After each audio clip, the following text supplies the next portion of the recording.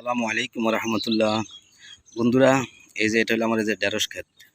তো এই ঢেঁড়স ক্ষেতের তো আপনারা জানেন, এটা আমি একটা ভিডিও দিছি, দেখছিলাম যে আমার ওই যে দেখাইছিলাম যে গাছগুলা সব একেবারে মর্মান্তিক অবস্থা ছিল, এগুলা খুবই দুর্বল ছিল, এগুলোতে ফুল দিব আমি কখনো আশাই করি নাই। তো যাই হোক, চৈত্র বৈশাখ মাসে গরমের সময় অনেকগুলো গাছ, এগুলো গাছ বড় হয়নি, একদম ঝিঙ্গা লাগে আসছিলো। যাই হোক, বৃষ্টি যখন আসছে, বৃষ্টি আসার পরে হালকা আমি নিরাইছি, একটু নিরাই আসার পানি দিয়ে গেছি। এখন দেখেন আজকে 10 দিনের ভিতরে প্রত্যেকটা গাছ কি সুন্দর হয়েছে, একেবারে তরতাজা হয়ে উঠছে এবং ফুল ফল দিতেছে মাশাআল্লাহ, খুবই সুন্দর। এই দেখেন প্রত্যেকটা গাছে। আর একটা মজার জিনিস হলে দেখেন, প্রত্যেকটা গাছ 3টা করে গাছ হয়ে গেছে গা। এই দেখেন এই গাছটার মধ্যে কয়টা গাছ হয়েছে, 3টা। এই দেখেন এখানে, দেখেন এখানে কয়টা, 3টা। এই যে দেখেন একটা গাছেই 3টা হয়ে গেছে। এই যে দেখেন এই গাছগুলো দেখেন, একটা গাছ 3টা হয়ে গেছে গা, 3টা 4টা হয়েছে দুই একটা। এই যে দেখেন প্রত্যেকটা গাছ, এই যে দেখেন প্রত্যেকটা গাছ 3-4টা করে হয়ে গেছে এক গাছেই।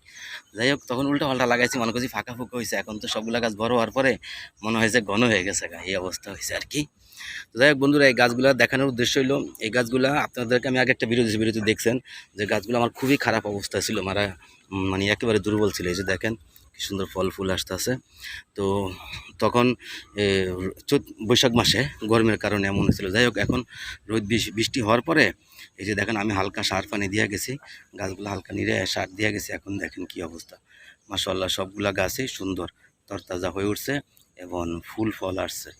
তো বন্ধুরা, আপনাদেরকে কি বলবো, একটু যত্ন করলে দেখেন এটা একেবারে আমি এই ক্ষেতটা আমি আমার আগে ভিডিওটা দেখলে আপনারা বুঝতে পারবেন, আমি এই গাছগুলো কোনো আশাই করিনি যে এখান থেকে আমি কোনো ফল পাবো। তারপরে ইনশাল্লাহ আমি চেষ্টা চালাই গেছি, মালিক তো আলহামদুলিল্লাহ ভালোই করছে। এই যে দেখেন প্রত্যেকটা গাছ মাশাআল্লাহ ফল আসছে ফুল আসছে। এগুলো যখন প্রথম আমি লাগাইছিলাম তখন ওই যে খুবই খারাপ ছিল।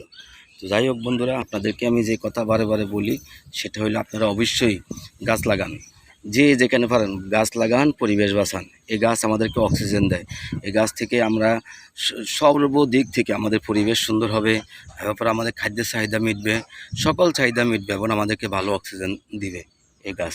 তো ঠিক আছে বন্ধুরা, আপনারা সবাই গাছ লাগান, বেশি বেশি করে, যার যেখানে জায়গা আছে গাছ লাগান, পরিবেশ বাঁচান, আর হলো খাদ্যের চাহিদা মিটান।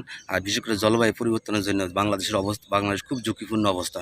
আপনারা অবশ্যই শাক সবজি যে কোনো গাছগাছালি লাগায়া আমাদের পরিবেশের ভারসাম্য রক্ষা করবেন।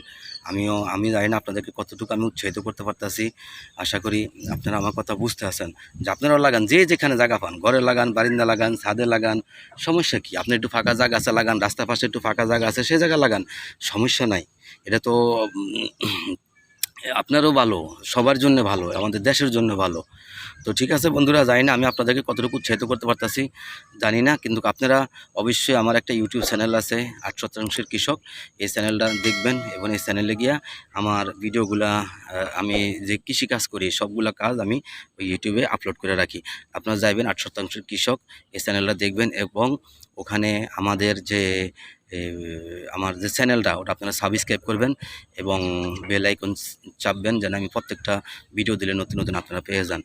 আর ঠিক আছে বন্ধুরা, ভিডিও বেশি দীর্ঘায়িত করব না। আপনারা সবাই আমি এইগুলো দেখানোর উদ্দেশ্য হইল, এই যে দেখেন এই গাছটা মাশাআল্লাহ কি সুন্দর ফল ফুল আসছে, দেখানোর উদ্দেশ্য হইল আপনারা সবাই উৎসাহিত হন, আমরা সবাই গাছ লাগাই, পরিবেশ বাঁচাই। আজকের মতো রাখি, সবাই ভালো থাকবেন, নিজের খেয়াল রাখবেন। আল্লাহ হাফেজ।